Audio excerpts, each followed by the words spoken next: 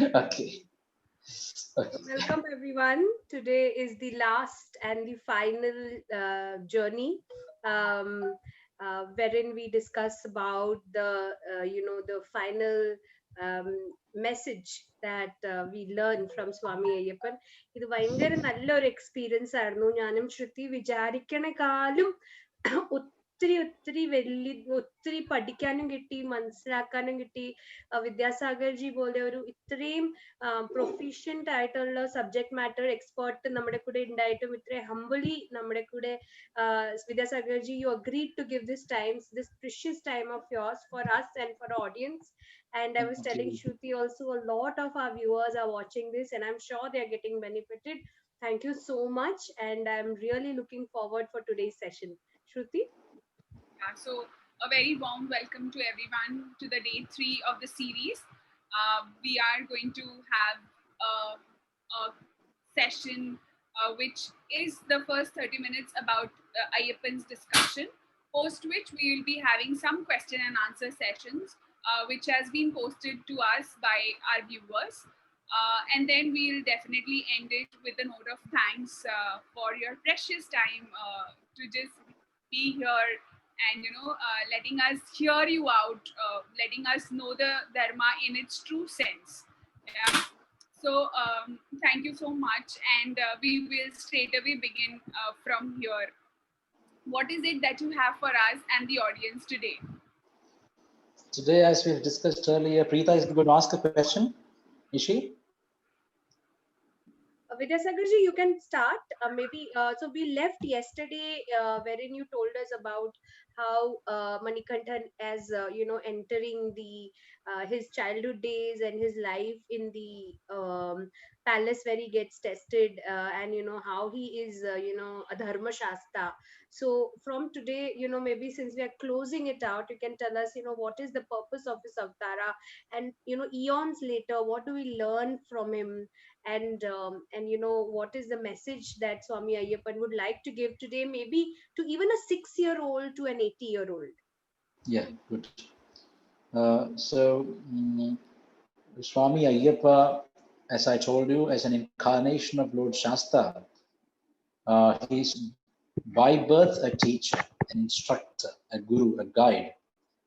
And the most important thing about Ayyappa is that he is responsible for the unity of Hindus in South India. The only one and only reason for the unity and discipline of Hindu Dharma. Because as you know, in all other dharmas, there are regular teachings of catechism classes and Bible studies, Quran studies. They have a system there already. But in Hinduism, before Ayyappa, there was no such one system that united common men to a particular discipline. Of course, we had sannyasa sampradayas, different natha sampradayas, different tantra sampradayas, but only the initiates were following such paths. But for the common man to have a very rigorous practice of spirituality and brahmacharya, celibacy, especially, this is the only reason. Ayyappa's temple is the only reason why millions and millions of people are following the path of dharma. And also every Vrishchikam month, devotees of Ayyappa, they wear the rosary, carrying Ayyappa's idol or Ayyappa's pendant. The moment a normal person takes up the vow of Sabarimalai and wears this rosary, he is treated and respected as Ayyappa himself. So this is not common. A Christian who goes to Jerusalem is not treated as Christ. A Muslim who goes to Mecca is not respected or treated as Allah.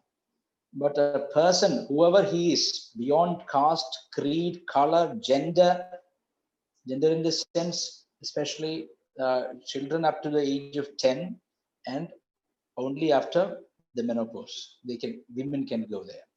But all others, regardless of caste, creed, religion, people go to Sabarimalai. All of them are treated as Ayyappa himself. So this is the uniqueness of this particular tradition. When I go to Guruvayur, there is a famous temple, Sri Krishna Swami temple of Guruvayur. When I go to Guruvayur, I am never treated as Guruvayurappan. No way. When I'm going to Siddhivinayaka temple in Maharashtra, I'm not treated as Siddhivinayaka. No. Though many Malayalis have pot bellies, they are not treated as Siddhivinayakas. So, but whoever takes up the vow of Sabarimalai is treated as Ayyappa himself. This non-duality, this oneness is the teaching of Lord Ayyappa, the ultimate teaching. And what is this oneness? There is a popular story, a happening from the Upanishads. In the Chandogya Upanishad, there is a story of a young boy's dialogue with his dad. The boy's name was Shvetaketu. The boy went to the seminary we can say, or the monastery, or the Gurukulam, to learn the Vedas, Shastras, and associated arts. For 12 years, the boy spent at the Gurukulam. It was a custom in earlier Hindu Dharma that the first 25 years of somebody's life should be spent in Gurukulam to learn at the feet of a master. Whether it be yoga, Vedanta, Veda, Tantra, whatever, Dhanurvidya, martial arts, whatever it is, a boy is supposed to join the Pathashala at the age of 7 and live with his master. And occasionally he can visit his parents, and the parents can also go to the Gurukulam to visit their children. But the boy can leave the Gurukulam only after Veda Samapti. That means finishing of the studies. That was around 24 years of his life. First 24 years of his life is spent at the Gurukulam. Shvetaketu also was sent to the Gurukulam. He learned different arts, sciences of that time, Vedas, Upanishads, everything, and came back home. And his parents were very happy and eagerly waiting for him to come home. After a long time, they were giving him a grand reception. The dad also, you should note that point, the dad also was a student when he was young. The dad was expecting the child to come home. But something very disturbing happened in that scene. The son was walking home with his head held high and feeling a lot of arrogance himself, because he felt that he has learned every sort of art at the Gurukulam and there is nobody else who can compete with him. He came home. The dad was not happy, because he knew that the final result of learning anything is humility. The real mark of a learned man is humility. The dad was questioning the boy, have you learned everything? The son said, yes, dad, I learned everything at the Gurukulam. The Guru is so smart and adept at arts and sciences. He taught me everything. And now I now know the Vedas, the Upanishad, the Dhanurvidya, everything. And the dad questioned him in a very beautiful one-liner. The dad asked him, Yenashrutam shrutam bhavatyamatam matam abhijnatam vijnatam iti. Have you learned that which, if heard, there is nothing remains to be listened to? That which, if learned, there is nothing else that remains to be learned. If you understand something, there is nothing else that has to be understood. Have you learned that particular knowledge? This question really made turbulence in the heart of the boy.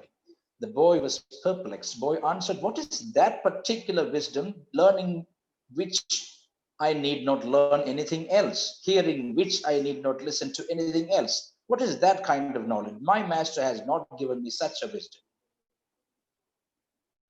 Then dad said, then there is something that you missed very much, my dear.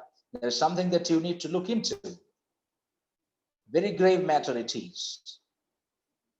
The mark of a learned man is humility. When you came home, I didn't see that kind of humility on your face. You were so full of arrogance. You thought you are the best learned man in the area. You were haughty enough to tell me that you have learnt everything.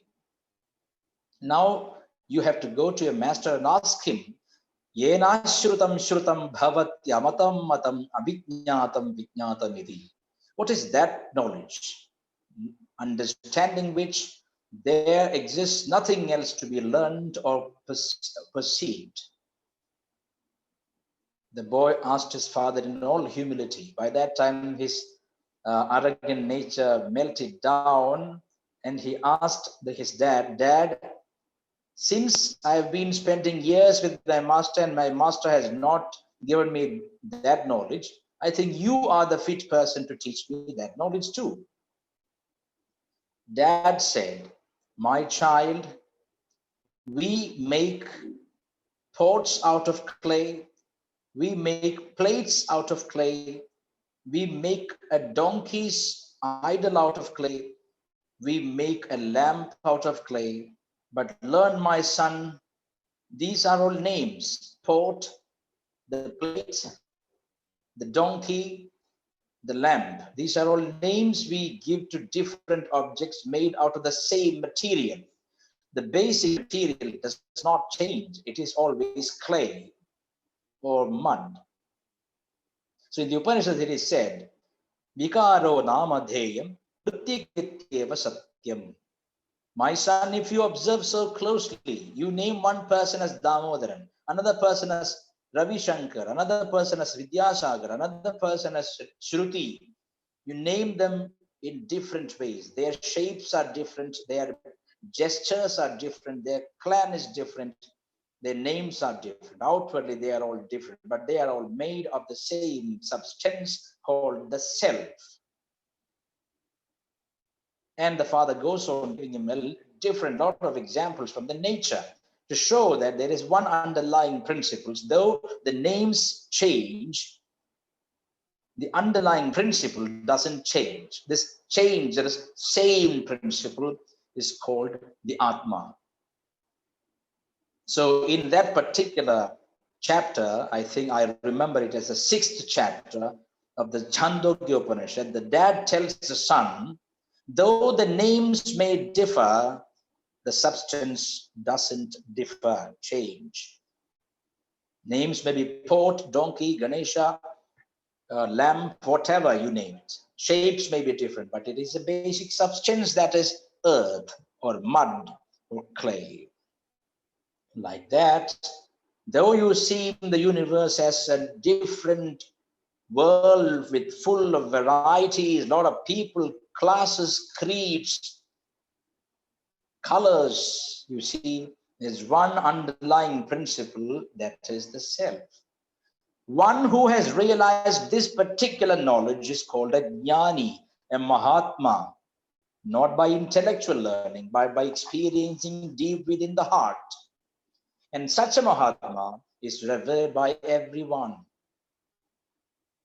He doesn't see any difference from a leper and a healthy man, the prime minister or a beggar. He doesn't differentiate. I have personally experienced this when I was serving Amma in Mangalapuram. When she was giving darshan, she hugs everyone. There was one little girl who came for the darshan. She was in the line, the queue. We were wiping the mud and dirt from people's faces so smoothly, so that Amma sits for 20 to 24 hours a day. Let her not take the mud of so many people. We scrub the mud off the faces of the people who are in the queue. I was also serving in that particular section that day. One girl came for darshan. I was like vomiting. I could not stand there. She had, I think, a very difficult case of psoriasis or something. Her skin was patched and pus was oozing out of those wounds and cuts on the face, and it was stinking like anything. I could not touch her. I didn't touch her. I was wondering, I was feeling nauseac. I was feeling like vomiting. I was observing mother, how she would treat this girl. And I was closely watching mother. And mother was all smiles and hugged her so tightly and caressed her and talked to her a little more time and talked to her all the time and gave her kisses. There was no change on her face. She was all happy to receive her own daughter. And then I realized that spirituality or Upanishads or Vedanta is not a lip service, but an actual practice. A real Mahatma never differentiates a person by color, creed, or his physical stature or monetary status. A real Mahatma receives everyone like a divine, lovely mother. So, saying this, Shvetaketu was taught by his father in the Upanishads, and there is a very famous adage from that Upanishad, which the dad instructed his son, Shvetaketu, Tattvamasi Shvetaketu. You are that self underlying different beings in this world. You are that. Tat, that. Tvam, you. Asi, are. You are that. Thou, you are that. That means you are that principle, that unchanging same principle that is in a leper, that is in a leopard, that is in a lion, that is in an elephant, that is in a human body. You are that undying, unchanging principle which runs through everyone in the world, every single iota of existence. You are there as its self consciousness. You are that. There is no change. The change is just outwardly.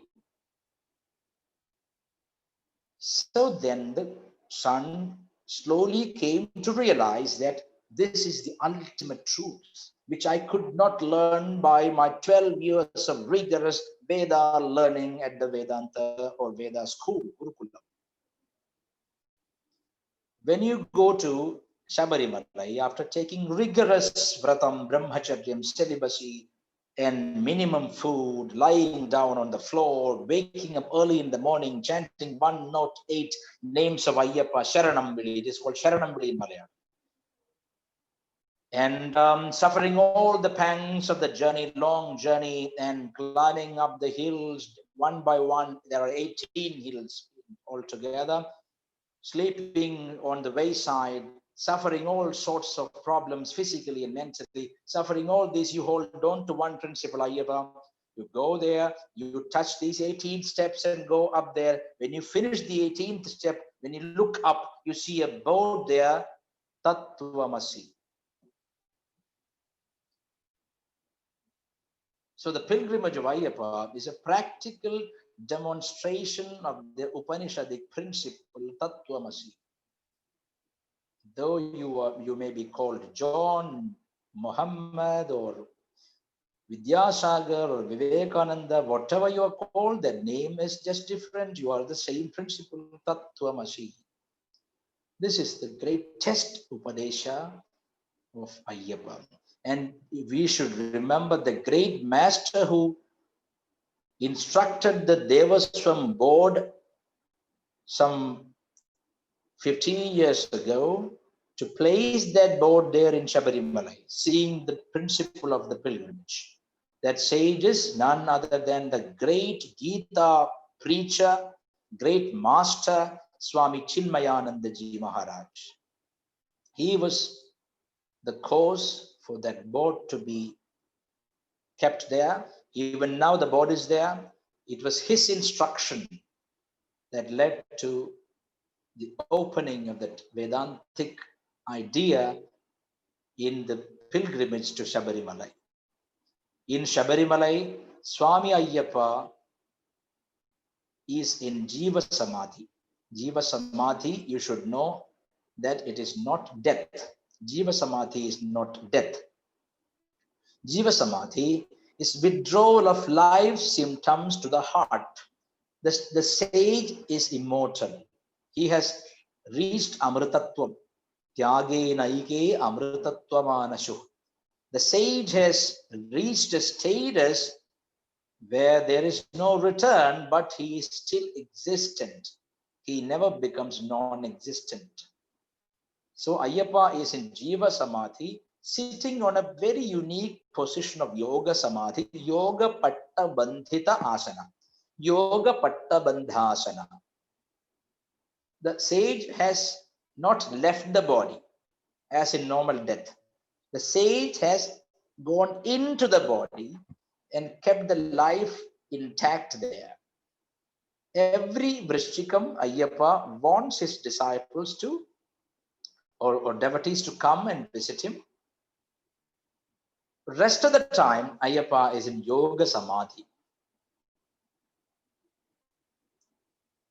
But when devotees start coming in the month of Vrishchikam, Ayyappa becomes a benevolent deity to bless them and to listen to their problems. It is a word given to his father Rajashekara of Pandala that I will remain there till eternity to receive my dearest devotees.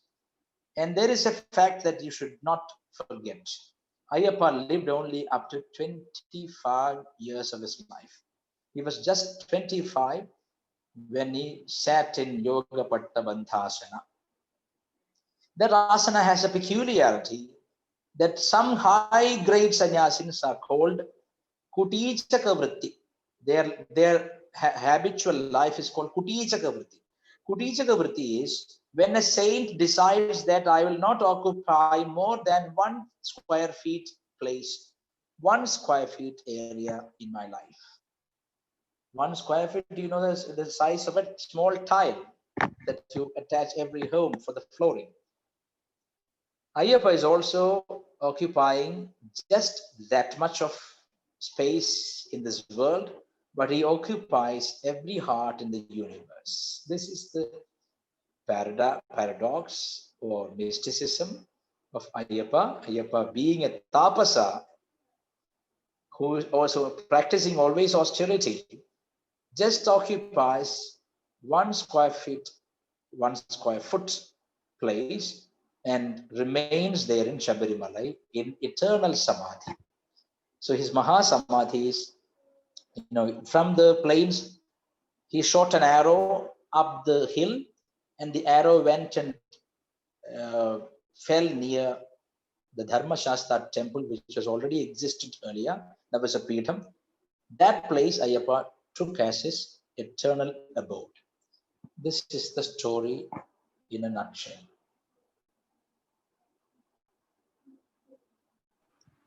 Thank you so much, Vidyasagarji, for letting us know this story. We have few questions. We'll just quickly take it up. You know, you have actually answered this question also. One of this question was, you know, how, why does the, yogic posture, right? Why does he sit in that posture was one of the questions actually. And you have already answered it so beautifully. Yeah. So we'll just move on to the second question that is being asked. Just a second. Rita Nair is not here. She's here. She's here. We have learned from Swami Ayyappa as he's that he's a yogi. So can you talk more on his yogi, life, or maybe the brahmacharya life? And there is a question where they are asking like, who exactly is a brahmachari or a celibate? Who is called that? There are 3 types of brahmacharis to name. The word brahmacharya actually means a student's life, because Brahman there means the Vedas. He who spends his life to learn the Shastras, the mantras, is called a brahmachari. For a brahmachari, Ashtavidha Maithunas are prohibited. A brahmachari should not masturbate. A brahmachari should not touch a woman. A brahmachari should not think of a woman lustfully. A brahmachari should not associate or mingle with them so freely. There are 8 types of sexual contacts by thought, by physical touching, masturbation, things like that. These are called in the Shastras as Ashtavidha Maidhunas. Ashtavidha, 8 types of indulgences are prohibited for a real student. Nowadays, it is ulta. Students from 5th standard onwards watch porn and unnecessary sites, and they destroy themselves indulging in a number of activities. It was not so in ancient Bharat.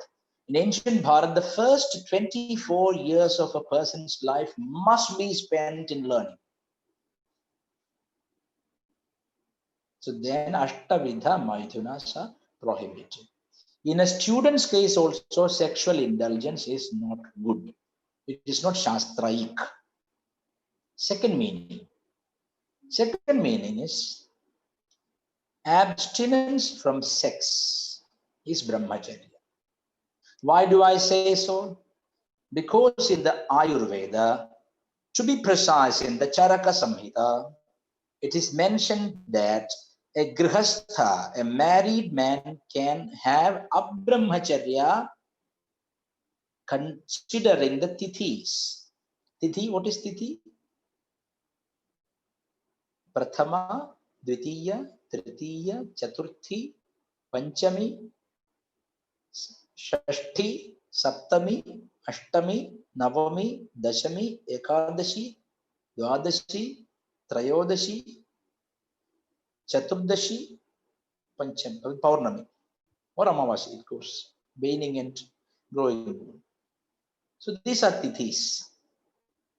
On Ekadashi, even a married man should not have copulation.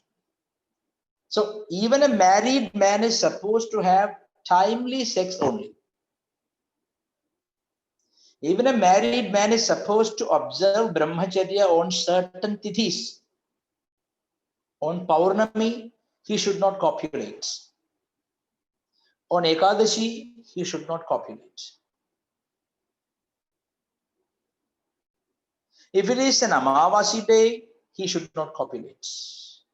So even for a person who has got married, there are certain days, tithis, on which he is not supposed to indulge with his own wife. So he also has occasional brahmacharya. This is the second meaning. Indulgence in sex according to Shastras. So that is called abrahmacharya by Ayurveda Acharya Charaka. Abrahmacharya means indulgence. Brahmacharya means abstinence. So for a grihastha, the definition changes. A grihastha is supposed to please his wife by copulating with her, considering the tithis. He should please his wife. Oh, I have found out my Guruji, today onwards I am a celibate. Let my wife take care of herself. That is not a good answer. For a grihastha, it is not allowed. Shastras are very clear about it. The only problem with Hindus is that they do not learn their own Shastras. So that is a second meaning. A husband, whichever guru he meets, let him do the spiritual practices, but he is supposed to please his wife, considering the tithis, except on certain particular days in which the energy is only spiritual. It should not be used for any other purposes, like Ekadashi, Trayodashi, that is Shiva Pradosham, Mahapradosham, Paurnami, and Amavasi. Okay, this is the second meaning. Third meaning is Naishthika Brahmachari. Naishthika Brahmachari. Naishthika Brahmachari. Nishtha means establishment, permanent residence. Swami Ayyappa is a Naishthika Brahmachari, not a student Brahmachari, not a Grihastha Brahmachari. He is a Naishthika Brahmachari. A Naishthika Brahmachari is a person who from a very childhood decides that my path is for God alone. My path is for spirituality alone. So from his student life, he normally flows into the sannyasa fast, without going through grihastha, vanaprastha, ashramas. The Naishtika Brahmachari is an Ajanma Brahmachari. Example, Adi Shankara Bhagavad Padacharya. Shankaracharya, very childhood, 8 years old, he said, Mom, I'm going for sannyas. Naishtika Brahmachari. Bhagavan Ramana Maharshi, Bhagavan Sri Ramana Maharshi, at the age of 15, left home for good and remained as an eternal brahmacharya. Eternal brahmacharya or permanent brahmacharya is called Naishtika Brahmacharya. Naishtika Brahmacharya has another meaning. Brahma means the supreme self. Brahmacharya means completely, totally engrossed in Brahma Vichara or Brahma Leenatvam. That means completely engrossed in Brahma. Such a person cannot think about a woman or a man in a lustful way.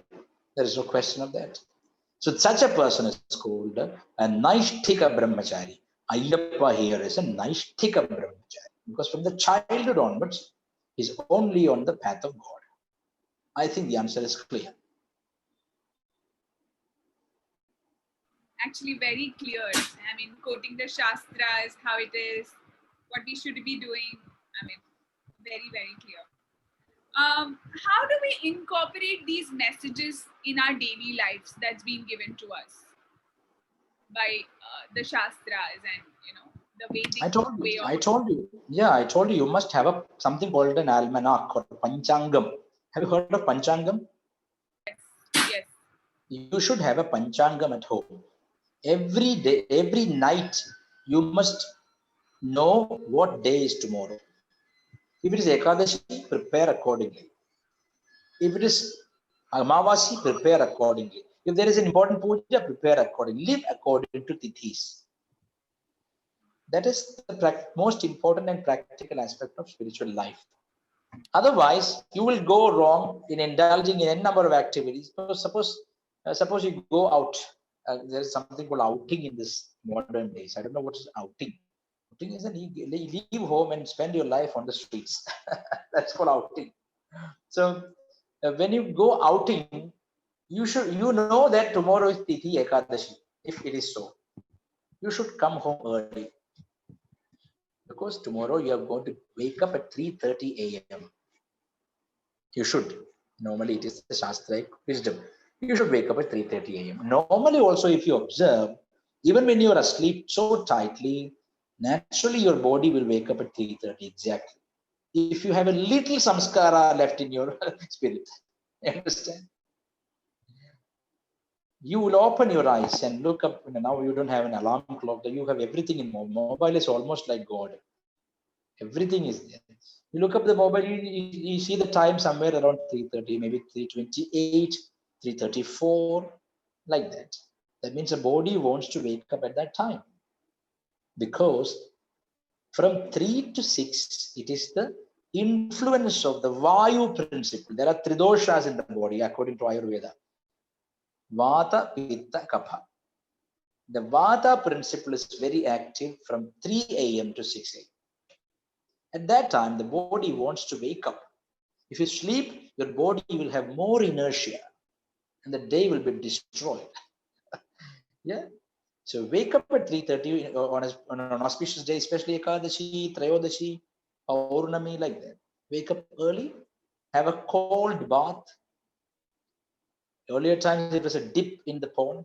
Now there is no pond. The entire country has become a pond. So you can dip anywhere. So you take a dip and come up and have bhasma vibhuti. Take a lot of vibhuti. That is holy ash. Place it on your Rishi Chakra or Sahasrara. Place it on your forehead. Anoint it on the throat. Left arm, right arm. Each elbow. Everywhere, every junction, you anoint yourself with vibhuti. Why do you do that? You reduce the risk of getting a cold. Because vibhuti is the representative of Agni. Because when cow dung cake mixed with ramacham, that is vetiver, and some pieces of sandal, some people do that, and some other herbs are put into the fire. and fire burns them into holy ash. So ash is a representative of fire. When you dip in the water, water is there. Come up and anoint holy ash, you are accepting Agni also. So, like that, plan your day spiritually. You will definitely reap a lot of benefits. Nowadays, a lot of youngsters fear to wear some kumkum or sandal paste or vibhoti and go to office. So, all office people will look at you like you are as if you are PK. Yeah. Yeah, just the American experience in a human world, like that they look at it. Because nowadays samskara is dying. People are shy of doing the right things. People are not ashamed of doing the wrong things. This is the principle of the modern day. You don't fear anything when you go before marriage. You roam about in the town with your boyfriend. It is all natural. If you paid some bindi and put a tulsi leaf on your hair, yo, this guy is mad. This is the world. So it's very difficult. I am from the Mars. So you understand? Okay. Any other question? Yeah, so we have got a couple of more questions, Vijat Sagarji. One is somebody was asking Pradosha because I think, day before yesterday or yesterday, we had a Pradosha Puja. So, from I'm sure from an astrological point of view, also, they say that, if you have Kal Sarpa, it's good to do Pradosha Pujas.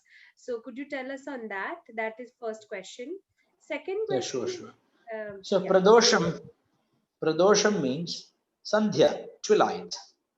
From 5:30 to 7, every day we have Pradosha. Every day. So earlier days, when I was a child, I was a student. I used to play a lot and roll about in the ground and come back home. If I'm late by 1 minute, I used to get a good beating from my dad because dad never wants his children to come home late for Sandhya Nama. 5:30, you must be home, take a bath, sit for japam. Not murmuring japam, loud japam. Krishna, Govinda, Rama, Shiva, Shiva, Narayana, whatever Nama you have. Om Namah Shivaya, Om Namo Narayanaya. In Kerala, Harinama Kirtanam was there. ഒന്നായ നിന്നെ ഇഹ രണ്ടെന്നു കണ്ടളവിൽ ഉണ്ടായൊരെണ്ടൽപദം ഉണ്ടാവതല്ല മമ പണ്ടേ കണക്ക് വരുവാൻ നിന്ദപാവലികൾ ഉണ്ടാക വേണം ഇഹ നാരായണായ നമ. Likewise, a lot of meaningful and jnanapana. All these great philosophical and spiritual points were recited by every family in Kerala. Om Namo Narayanaya, Om Namah Shivaya. Especially Sandhya times, Namah Shivaya was a must. Panchaksharam holds such a high place in the Mantra Shastra. Om Namah Shivaya. So every day we have Pradosha. In the Puranas it is said, also Tantra believes the same. Lord Shiva goes into an ecstatic dance in the evenings. It is called his Nritta, Nataraja Tandavam. He dances. Have you seen somebody like Gabbar Singh lying down under his feet? Yeah. His name is Apasmaram. Apasmaram. The word literal meaning of Apasmaram is forgetfulness. Whoever is forgetful of his religious duties will be punished. It is an asura. He gets parole in Sandhya time. Otherwise, he is always pushed down by Mahadeva. Yeah. So in Pradosha, see, if somebody is playing with a mobile phone, Shruti Nair chatting with somebody, Apasmara finds her, yes, runs fast to her, and does something that is very harmful in her own system without her knowledge. Shruti Nair is an example. No, not the actual person. Don't worry about this. But if somebody is chanting Namah Shivaya, Apasmara never touches him, never enters his home. Alakshmi never enters his home. Alakshmi means poverty, shortage of money, problems. kalaham, fights. All these enter your home when you allow it. How do you allow it? You don't chant the divine name loudly in the dusk.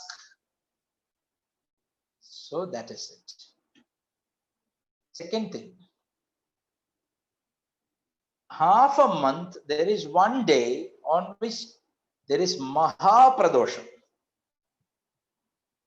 Every day there is Pradosham from 5:30 to 7, 5:30 to 7. One day it culminates into an entire day, which is called Maha Pradosham. Maha Pradosham is a day on which you are supposed to fast without even a drop of water. In Kerala, people started taking Ekadashi, too much of it. Why do they take Ekadashi? Because in Ekadashi, it is said that rice items should be avoided. What do? You get up in the morning and have 1 kilograms of banana, which is not rice. At 10 o'clock, you eat something, some 10 chapatis with matar curry, which is not rice. At noon, you drink wheat kanji, wheat porridge, with a lot of puruku. In Kerala, puruku, there is a something, there is a lot of vegetables are cut and made of puruku. One puruku would take 48 hours to get digested. You take 1 kilogram of puruku in the afternoon. In the evening, you drink coffee, which is not rice. Yeah, and you end up so tired eating, and after evening, you break the fasting. How? You again take rice and sambar because Ekadashi is over. So this is not the proper way of doing it. Ekadashi also yields the best results only when you abstain totally from the thought of food. Don't even think of food. Think of Hari. Always chant the name. On Pradosha, also the best form of Pradosha. Of course, people whose health is not okay need not take any fasting. They just need to observe the Sandhya observations and rituals and chant. Others who are healthy should definitely take Ekadashi or Trayodasi, either one of them. Mahapradosha is the 13th Tithi. Ekadashi is the 11th Tithi. Mahapradosha is the 13th Tithi, which is dedicated to Lord Shiva. If I go on extolling the Mahatmya, the greatness of Mahapradosham, it would take 5 hours for me to finish. Such is the greatness of Trayodasi fasting. And the third meaning, every year there is a culmination of all the Mahapradoshas. First, there is Pradosha every day. Second, half a month there is one Trayodasi, which is a culmination of everyday Pradoshas. One day, entire day you spent non-eating. There is one day which is a culmination of all the punya of all the Mahapradoshas of all the 12 months, which is called the Shivaratri. On that day, you would neither eat nor sleep. That is called Shivaratri. I think the doubt is clear.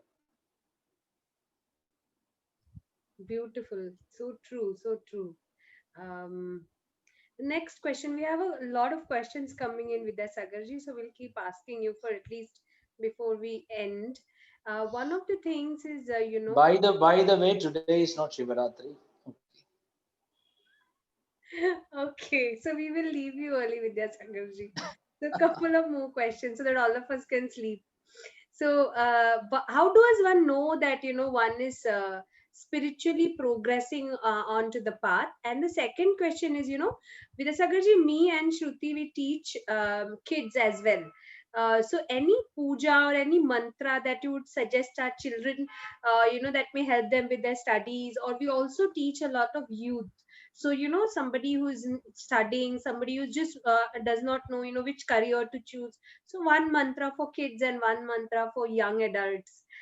That's the second question. Yeah.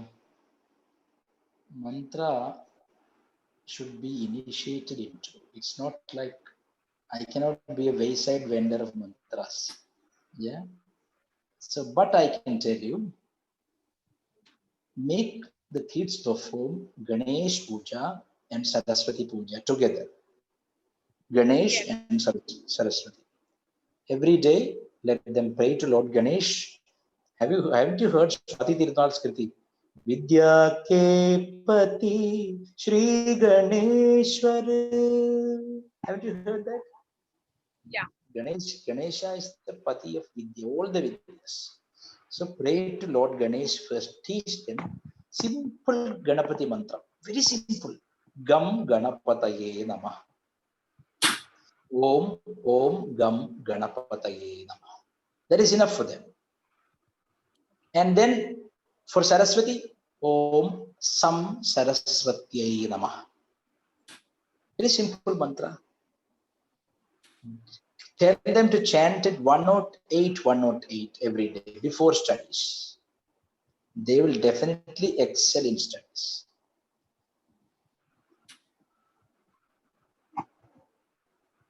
You want to take some questions, Shruti? Just one question before she takes is what I Okay.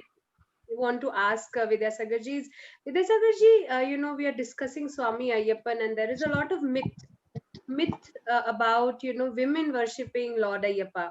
So as a Malayali, I know that there is no difference between a man or a woman worshipping Swami Ayyappa, and there is, as a part of traditional practices, are we not allowed to visit Shabrimala during the stipulated time? And there are enough other temples that all the women can visit. So we have a lot of our viewers are around the world. Could you please tell us, how is there any, how do women pray to Swami Ayyappa, and is there any particular thing that one need to take care? Yeah, I told you in the beginning itself that women are allowed in Shabarimalai up to the age of 10 children, then after their menopause.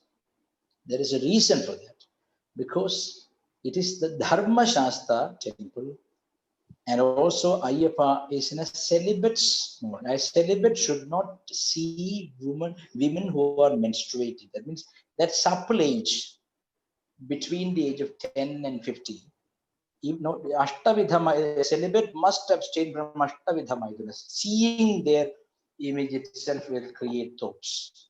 So there are so many youngsters who are going to Shabarimala at that time. It is a forest area. Lot of lonely places would come. If women also start going with them, there'll be a lot of immoral things happening. Yeah, you understand? It should not, when you go to Hampi, you can see people graffiti everywhere. Hampi, which is a great historical monument of the Hindus. What are the youth doing there? Graffiti everywhere. They come there skipping their parents and do what not. So Shabarimala is not to be seen in that light. Shabarimala is a Shani Kshetra, I told you in the beginning itself, just as Shani Shinganapur. Shani Kshetras are Ugra Kshetras, fierce temples, wherein you go to atone your papas against Pitras, that means your forefathers. If you have failed in observing Shraddham, special observance and rituals for the benefit of bygone forefathers, if you have failed in that, the only solution that you have simply is to go to Shabarimalai by taking celibacy. So, can a woman practice celibacy 41 days? Every 30 days, she'll menstruate once. So menstruation is, the blood becomes lighter and the heat becomes high. And during the menstrual cycle, women mostly are disturbed, either physically or mentally. Some people have pain in the lower belly or other areas of the body, or they have recurrent thoughts, very disturbed mentality. At that time, The Ayurveda, you should note this, Ayurveda recommends women should abstain from all work during menses cycle. They should not tax their body or mind. They should take complete rests.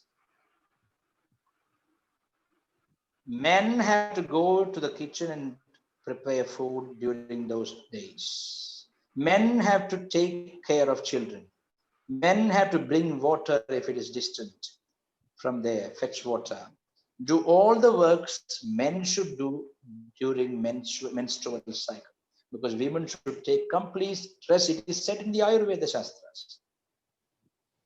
Those women who work very hard even on menstrual cycle, even on the days of menstrual cycle, will definitely have spondylitis, bone damages, back pain, knee joint pain due to that taxing. Because in that particular moment, the body becomes very light and sensitive to everything. But now, when you watch the TV, they are saying that women have to jump a wall during menstrual cycles. The advertisement is like that. So, going to Shabarimala is not peanuts. Very difficult forest paths. If they are menstruating also, they cannot go there. So it is simply a healthy reason, spiritually and physically, women should abstain from going to Shabarimala. They can go to n number of Ayyappa temples. They can go to any other Ayyappa temple. In Kerala, there are hundreds of Ayyappa temples, in Shasta temples. There is no prohibition for women there. In Artugal, only women can go, men cannot go. So these are spiritual arrangements which our forefathers created so intelligently to prevent diseases, mentally and physically. This is the answer. Thank you. We can take one final question, Shruti. So I just wanted to know this, the question that was given. How do we know that one is progressing in the spiritual path? Yeah. What is spirituality? I remember when I was sitting near Amma, I can only tell about my master, sorry for that. When I was sitting near Amma, one boy of 25, 26 years old boy came to Amma. He said, Amma, I've been practicing a certain kind of pranayama for long. And now I am seeing light on my Bhrumadhya chakra all the time. Am I spiritually progressing? He asked. Amma laughed aloud and said, you must go to a neurosurgeon. You need to sleep. You switch off the light and still light is here. How can you sleep? So it is out of question. Some people are caught in the net of false propaganda. These are termed by Lord Patanjali, Rishi Patanjali, as Bhranti Darshana, illusion, hallucinatory visions during yoga and spiritual practices should be discarded at the moment you meet them. Some people come and tell me also, I see light everywhere. I see that I am floating. I see that I am flying and what not. N number of hallucinations. This is not spirituality. Can I tell you what the real progress of spirituality is? If you are agitated at the suffering of another person who is not even related to you, if you want to go and help him somehow, if you feel really troubled at the pain of others and do something to alleviate it, if you can, this is not my definition, of course, Amma's definition. Amma said, compassionately considering others is spirituality. It is not the fancy ideas of flying, floating, your kundalini rising up and running on the ground. No. The mark of real spirituality is compassion. When you're really compassionate, not acting, When you really, when something really touches you, and you do something about it empathetically, without even thinking about your safety or security, your comforts, when you leave your comfort zones for others' comforts, that is the real mark of a spiritual person. Nothing else is a mark. I'll tell you an example. Once a man went to Sri Ramakrishna Paramahamsa and said, Paramahamsa ji, I can produce fire just by opening my mouth. I have been practicing a certain yoga for 14 years to get this siddhi. Then Ramakrishna Paramahamsa took a matchbox and lit fire and said, see, I can also produce fire for 50 annas, for 50 paise. I can produce fire. For this particular nonsense siddhi, you've been spending 14 precious years.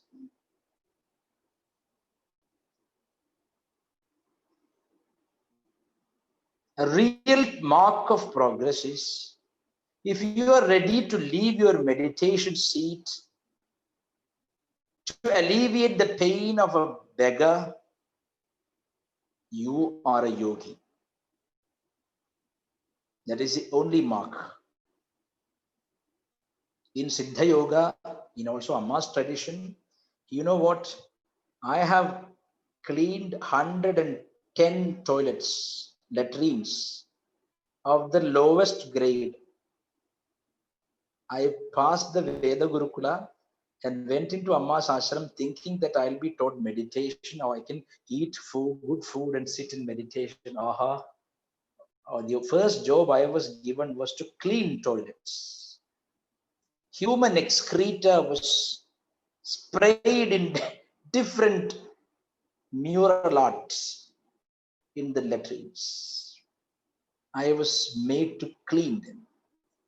By cleaning, I came to understand that when you transcend all the dualities of life, that is the real progress of spirituality. Dualities means likes, dislikes, heat, cold, good smell, good man, bad man, good experience, bad experience.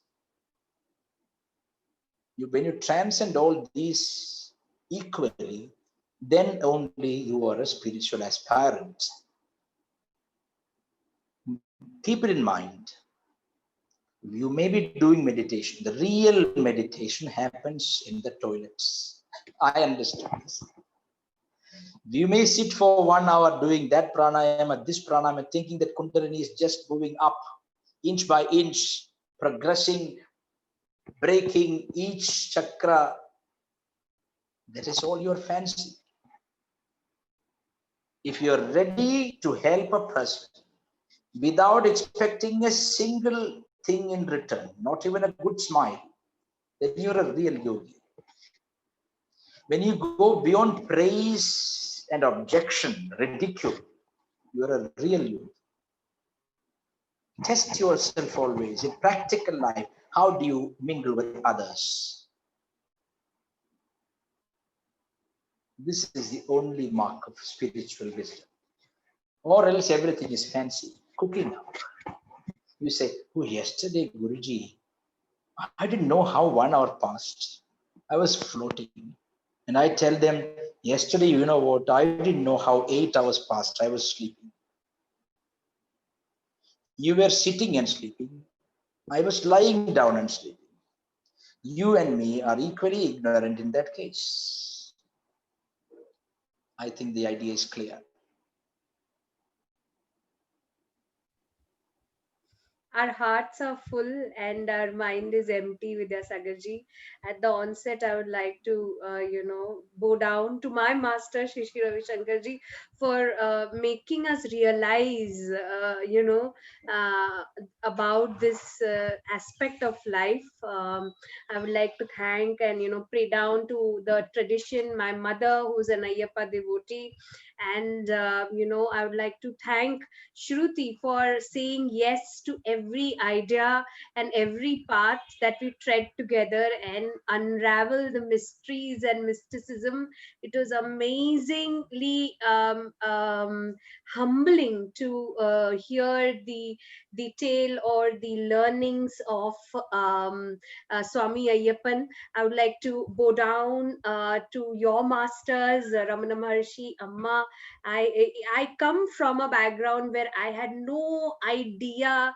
I was not an atheist, not an agnostic, but I was a complete person who was immersed in materialism. So I bow down to all the teachers who upheld this knowledge, so that it can only be available and benefited for the society. I thank all our viewers. I hope and pray that all this knowledge help you. And as Vidya Sagarji said, that having a compassionate consideration toward your fellow being, especially in this time and need, see how can you help each other.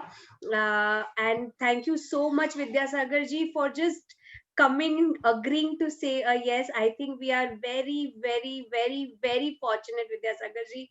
From the bottom of my heart, I really feel thankful for the moment that we spent together with you. Shruti, would you like to, please go ahead?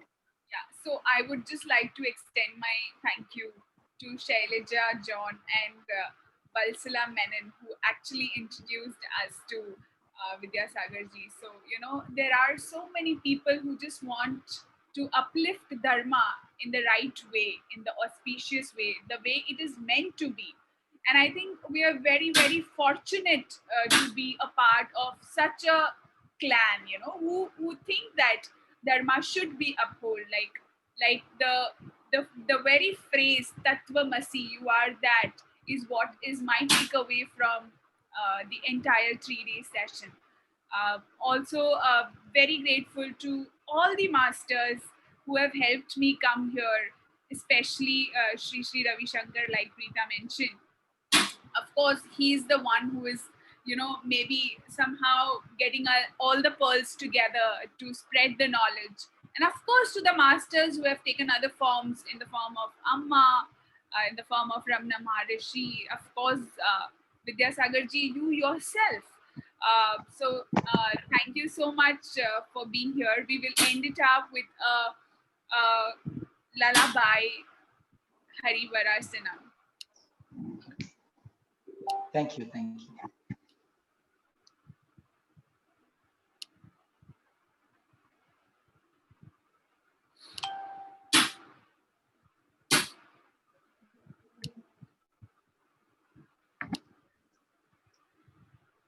It is 9:45. I think you can enjoy Harivarasanam. This is time for me to leave. It is 9:45 here already. Would you mind me leaving now? Yeah, we mind you leaving. No, we cannot leave you. That's okay. We'll meet with another topic. We'll meet with another discussion topic with the blessings of the masters. Now you can enjoy Harivarasanam. Thank you. Thank you very Thank much. you, Vidya Sagarji. Thanks. My box is not seen here. Namaskar.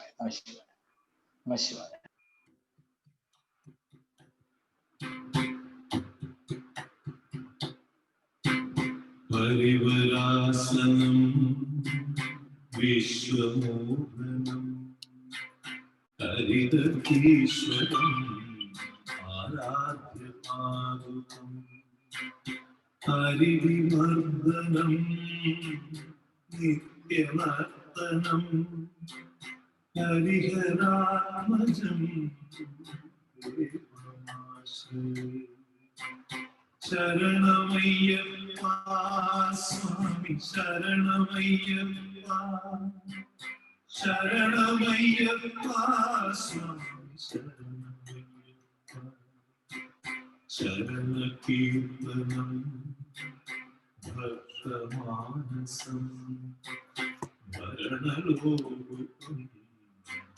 Bhaktananasam Arunabhasuram Bhutanayakam ഹരിഹരാത്മജം ദേവമാശ്രയേ ശരണമയ്യപ്പ സ്വാമി ശരണമയ്യപ്പ ശരണമയ്യപ്പ സ്വാമി ശരണമയ്യപ്പ പ്രണയ സത്യകം നാമമായുഷം പ്രണതകൽപദം സുപ്രഭാജിതം പ്രണവമന്ദിരം കീർത്തനപ്രിയം ഹരിഹരാത്മജം ദേവമാശ്രയേ ശരണമയ്യപ്പ സ്വാമി ശരണമയ്യപ്പ ശരണമയ്യപ്പ സ്വാമി ശരണമയ്യപ്പ തുരഗവാഹനം സുന്ദരാനനം വരഗദായുധം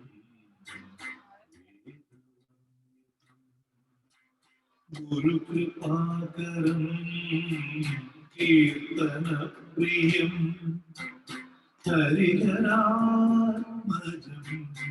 ദേവമാശ്രയേ ശരണമയ്യപ്പ സ്വാമി ശരണമയ്യപ്പ ശരണമയ്യപ്പ സ്വാമി ശരണമയ്യപ്പ ത്രിഭുവനാർച്ചിതം ദേവതാത്മകം ത്രിനയനം പ്രഭും ദിവ്യദേശികം ത്രിദശപൂജിതം ചിന്തിതപ്രദം ഹരിഹരാത്മജം ദേവമാശ്രയേ ശരണമയ്യപ്പ സ്വാമി ശരണമയ്യപ്പ ശരണമയ്യപ്പ സ്വാമി ശരണമയ്യപ്പ ഭവഭയാപഹം ഭാവുകാവകം ഭുവനമോഹനം ഭൂതിഭൂഷണം ധവളവാകനം ദിവ്യവാരണം ഹരിഹരാത്മജം ദേവമാശ്രയേ ശരണമയ്യപ്പ സ്വാമി ശരണമയ്യപ്പ ശരണമയ്യപ്പ സ്വാമി ശരണമയ്യപ്പ കളമൃദുസ്മിതം സുന്ദരാനനം കളഭകോമളം വാതമൂലനം കളഭകേസരീ പാജിവാഹനം ഹരിഹരാത്മജം ദേവമാശ്രയേ ശരണമയ്യപ്പ സ്വാമി ശരണമയ്യപ്പ ശരണമയ്യപ്പ സ്വാമി ശരണമയ്യപ്പ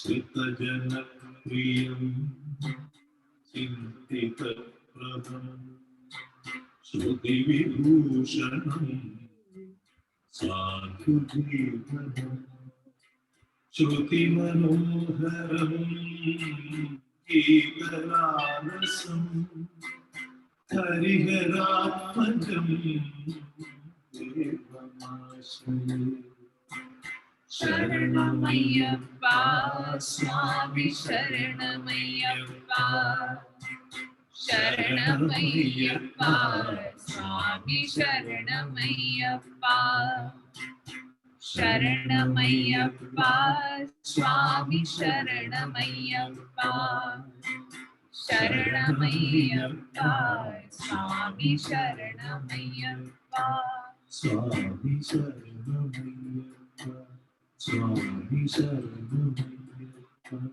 സ്വാമി ശരണമയ്യപ്പ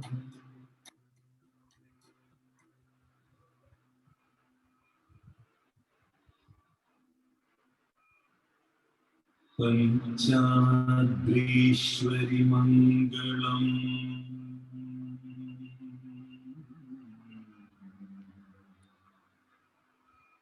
हरिहर प्रेमाकृते मङ्गलम्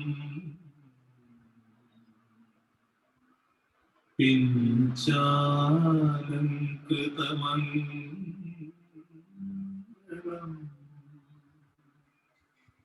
प्रणमतां चिन्तामणि मङ्गलम्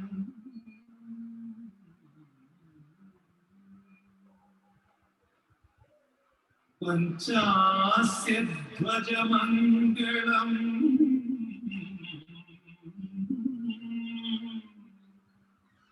त्रिजगदामाद्यप्रभो मङ्गलम् पञ्चास्तोपमङ्गलम् श्रुतिशिरोऽलङ्कार सन्मङ्गलम्